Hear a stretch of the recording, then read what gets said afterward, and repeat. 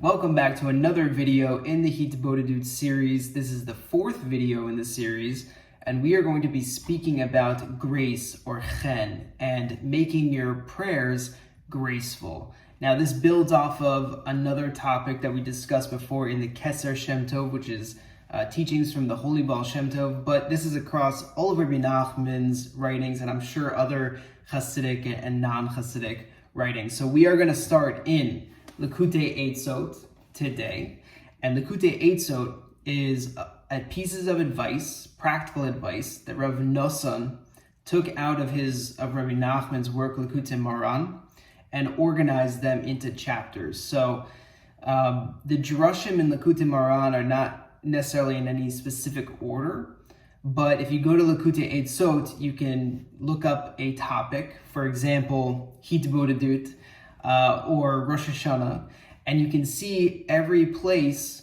that Rav Nachman spoke about that topic. And so it's really practical. If you want to work on a specific character trait or something, you can go and you can see anywhere between 3 and 20 pieces of advice. So we're going to be reading from one section, which is Tefilah, and it's going to go like this. This is the first part. Ikar ma she'ein mitkablina tfilos. The main reason why prayers are not received by Hashem, hu mechamas she'ein la dvarim chen. It's because they lack grace. Al ken tzarich kol echad lishtadel shiyu divarav divrei chen be'emes. So it's necessary for every person to increase and imbue their prayers with chen, grace, charm, and truth. And this chen, this grace, is acquired by Torah learning, and by imbuing prayers with this chen, this grace that one acquires, they make their prayers graceful, and then their prayers are received. This is 5 lines here, but it's extremely deep, and there are a lot of aspects of this that I can't hit on, that I don't even know yet. But let's start pulling it apart and trying to understand this better.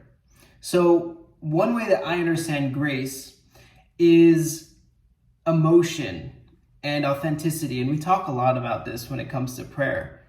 So if you look at the Hebrew letters and the aspects around them, they actually relate to the 4 worlds. So the world of Asiya, this world, is the letter itself. The tagim, the crowns on top of the letters, is the world of Yitzira, 1 level up, so to speak.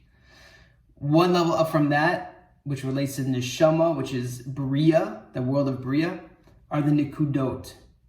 And 1 level above that is the Trup, the cantillation marks, which relate to the world of Atzilus.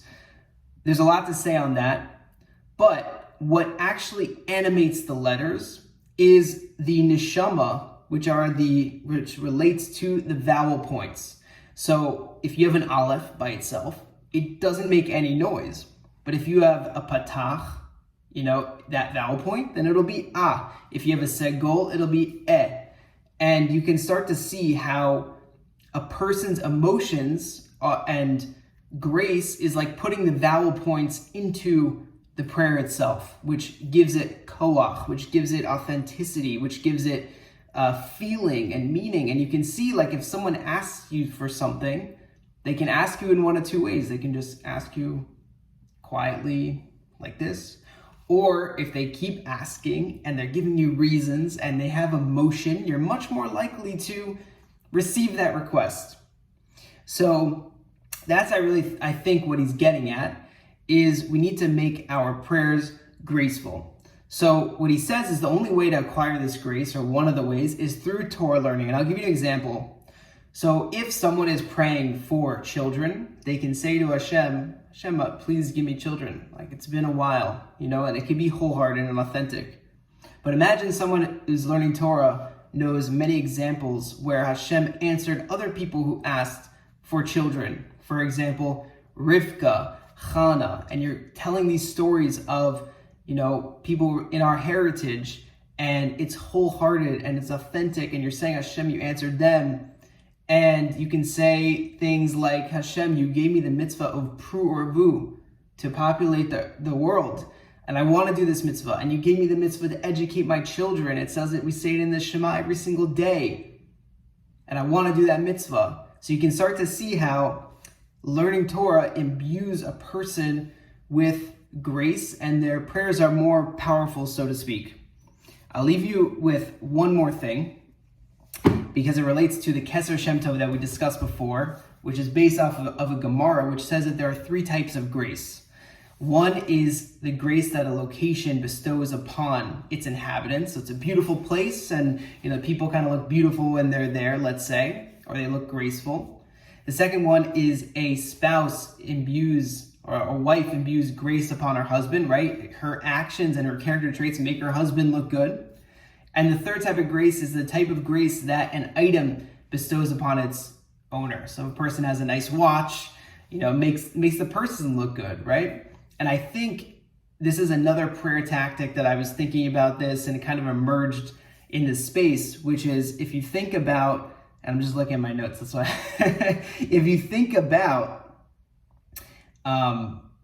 these three levels of an item, a spouse, and then a location, it's three different ways that can actually help you pray better. So for example, I was thinking that an item, if you have a nice item and you're not haughty about it, but you are grateful for having the item, that kind of fills your body with a sense of peace and gratitude. And that's a really, really good place to pray from, right? If we go to Hashem and we're starting out by saying we're grateful for everything that we have.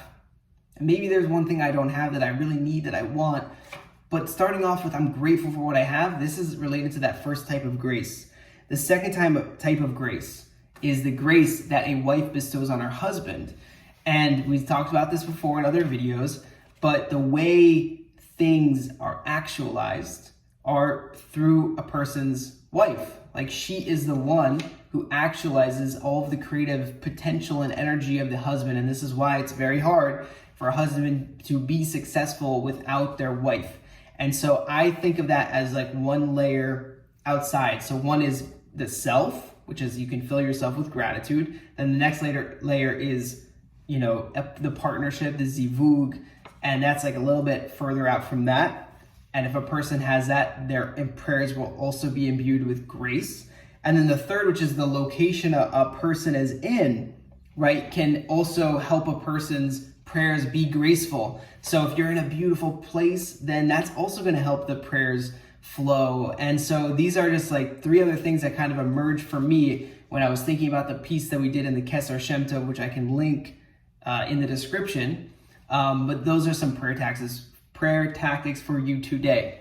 So here's what they are. One, Torah imbues prayers with grace and emotion and vitality. If you're in a good location, your prayers will also have that boost of grace. If you have a good relationship with your wife, and obviously that extends to children and friends, then that's also going to be a boost for you, right? That energy, negative energy there is not going to drag down your prayers. And then thirdly, if you're filled with gratitude, your prayers will also be graceful and will have more energy and authenticity, and God willing will be answered. So I hope you enjoyed that today. We spoke about grace, and let me know what you think. Try it out. See if that works. See if your prayers are flowing a little bit more easily if you imbue it with this Torah learning and proofs from Psukim. And let me know how it goes. Thanks for joining me for another video.